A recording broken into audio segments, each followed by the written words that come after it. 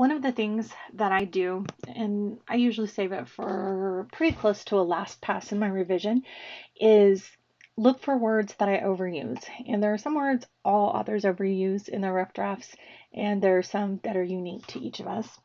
But over the last couple years, this is kind of how I have learned to do it for myself in a way that's really helpful. So I create a revision kill list, and I have some of the words that I use all the time in here, of course. Um, I just make this list, and then I go through and I find how many of those I have in my document, which is really simple. You just do a Control F, type the word in, and it'll tell you how many you have. This is probably obvious to a lot of you. It's not always obvious to me, but when it's a word like very, and I do a search in my document for that word, um, you have to make sure that you do a space before the V.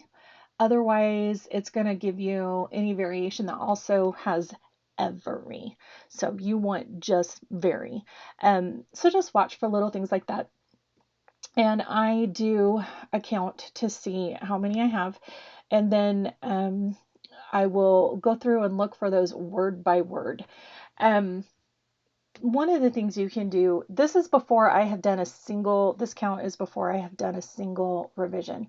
I will not probably tackle these word by word yet. I'll wait until I've gone through my entire document and done a line level revision for myself, making sure that I like how tight it is, etc., etc. For me, it would be typical to cut at least 10% just with redundancies and just sentences that are too long and all of that. So I'll have this count, and then out of curiosity, I would probably, just because I'm me, go in and I'll see how many it's already dropped. But when I do, because I'll be watching for these words as I do that. This is just a reminder to myself, like, okay, these are the ones you have to watch out for. And then I will still do close to a final pass where I'm looking for all of these words specifically to make sure that I'm happy with the ones that are still left behind. Now, something I have found over time is that I will often have similar types of word counts when a manuscript is the same size after a rough draft, because these are the words that my brain defaults to.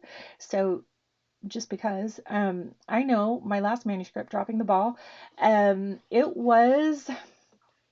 finished at about 94,000 words, so fairly close.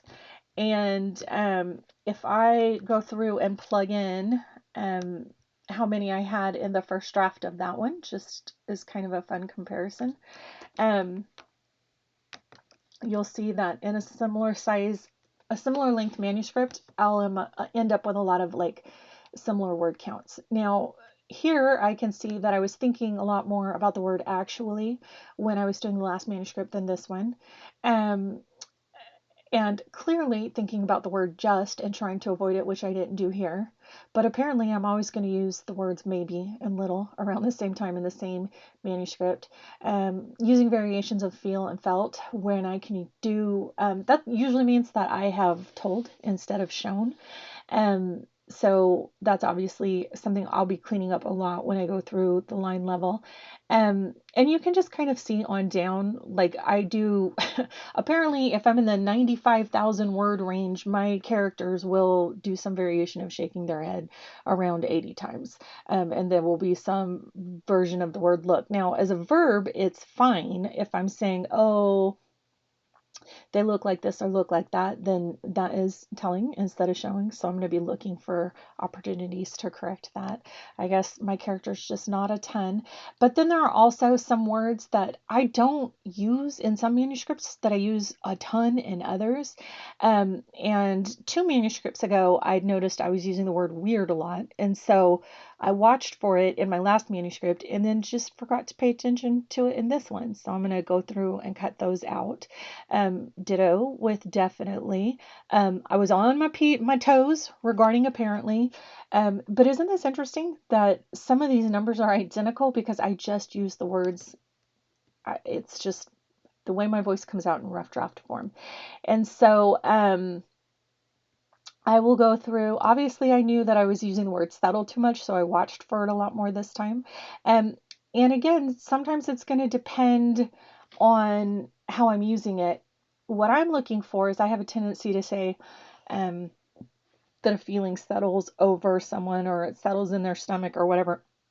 I don't want to do that too many times. So that's what I'm going to go through and look for. Obviously, the word quiet is an issue for everyone, but I probably had characters that were like, his voice gets very quiet, and I don't want to do that over and over again. Ditto with the word soft. So every list isn't always the same for every book. If I go back to a book that I did a few years ago, this is probably 3 or 4 years ago, um, I'm not going to have the same number of words. See, like I was only looking for 27 words that I know I use a lot, and they're just perennial offenders, repeat offenders. Um, and then for this book, I've almost doubled that amount. I have 45 words that I'm watching out for that I think I have a tendency to overuse. This one, brush, it was brushing away his words in the air or brushing away a feeling. That's what I'm watching out for. Someone, I mean, I guess someone could brush their hair excessively in a manuscript, but that wasn't what I was looking for here. So anyway, just a helpful little tool that I found for myself, and it's fun to watch the numbers change. So easy peasy, because you can just do it in Google Docs and it costs you nothing at all but time.